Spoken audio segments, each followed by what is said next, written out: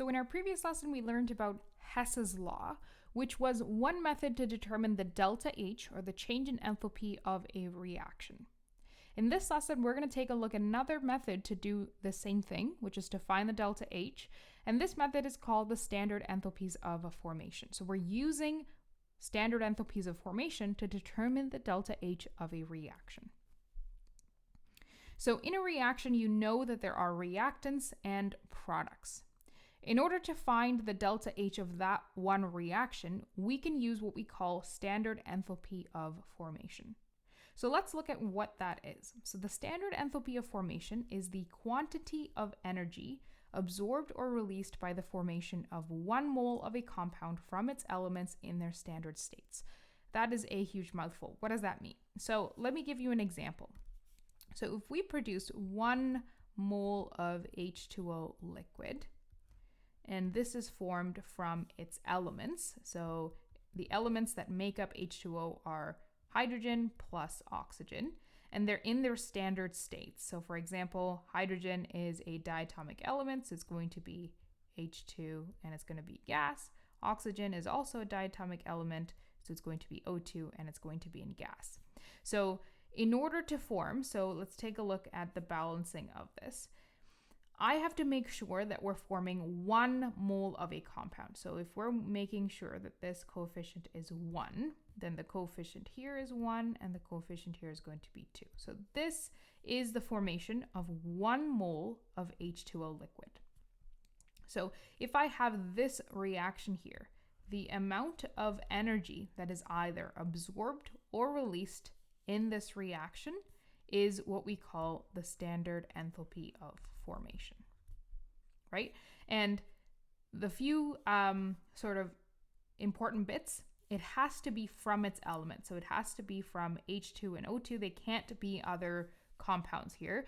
And those elements have to be in their standard states, right? We know that hydrogen and oxygen are diatomic elements, which means that not only do they exist as H2 and O2, but they exist in their gaseous states, right? So when those criteria are met, so if it's from its elements, it's in their standard states, and it produces 1 mole of compound, the amount of energy that's either absorbed or released here is what we call the standard enthalpy of formation. And we're going to notice this earlier, but I'm just going to show you the delta H symbol for the standard enthalpy of formation is you've got a little naught and F here.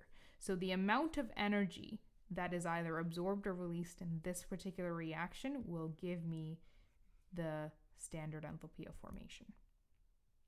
Okay, so each compound can have a standard enthalpy of formation. There is a chart in your note package and in the textbook that gives you a list of common compounds with their standard enthalpies of formation. And we're going to use this in our calculations to figure out the delta H of a reaction. So the symbol for standard enthalpies of formation is delta H, not F, which is what I showed you earlier. In order to find this change in enthalpy of a reaction, you have to take the delta H, not F, also known as the standard enthalpy of formation for each of your products, and find them for each of your reactants, and then find the difference between them to determine your delta H. This might be easier if I just showed you and wrote out our formula. So I have, in order to find the delta H of a reaction, I'm going to write out the formula and then explain it after. So this symbol means sum of. So anytime you see that, that means that I'm talking about the sum of anything that comes after.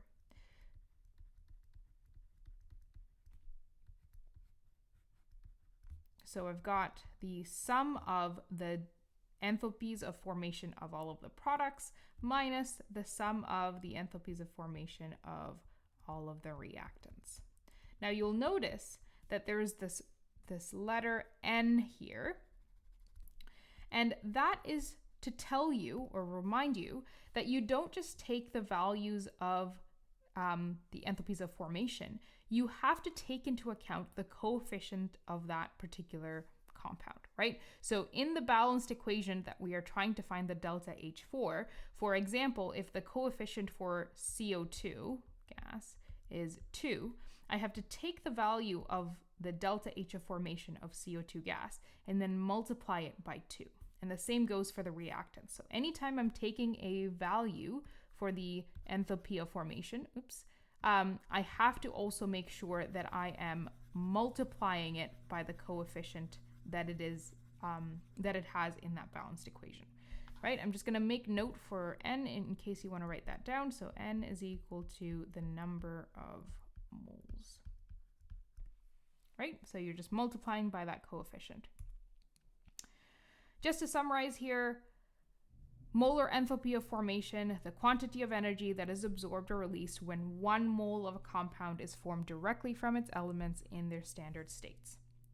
Right? So it's taking a look at how much energy is required to make that 1 mole of that particular compound. Now, following along with this, by definition, the enthalpy of formation of an element in its standard state is 0. Right?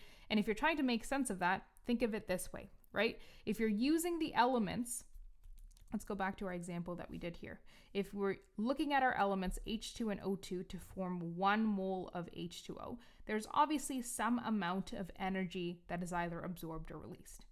But if you're just looking at the elements H2 or O2 or N2 or any other element in its standard state, there is no energy required for it to become in that standard state, right? So there's no change in energy for H2 to become H2, right? Or let me be more specific, for H2 gas to become H2 gas. There's no change in enthalpy there, which means that you can consider that to be 0. So the enthalpy of formation of an element in its standard state, so that could be something like a metal, like sodium, if it's in its solid state, or oxygen as O2 gas. Any element in its standard state has an enthalpy of formation of 0. And this includes diatomic elements as well. So here is the chart that shows you the standard enthalpies of formation. You will notice that this is not the full chart. There's only part of it. The rest of it is in your textbook as well as in your note package. Take note here of the unit of standard enthalpies of formation. It is provided in kilojoules per mole. We'll see how that unit comes into play when we use our calculation, when we use these numbers for our calculation later on. So a few tips. You might be confused as to how you determine the standard state of an element. In order to do that, you can just refer to your periodic table, and on your periodic table, you will identify what element should be in what state in the standard state, right? So we know that our diatomic elements are gases except for bromine. We know a lot of our metals are solids, and we've got a few liquids as well. So just consult your periodic table in order to identify standard states of elements. Tip number 2, before you sum the delta H formation of different compounds in your formula, please make sure that you are multiplying by the coefficient, right? That little n value that we saw in our calculation, the small n, that is supposed to help you remember that you have to multiply it by those coefficients in your reaction. And you have to make sure that you are paying attention to the states of a compound that's given in your reaction. Because when you go to your chart, you might see the example that I've shown you here. There's H2O gas and H2O liquid. Those two have different standard enthalpy values, standard enthalpy of formation values, right? So you want to make sure that you're using the right one so that you can get the correct answer.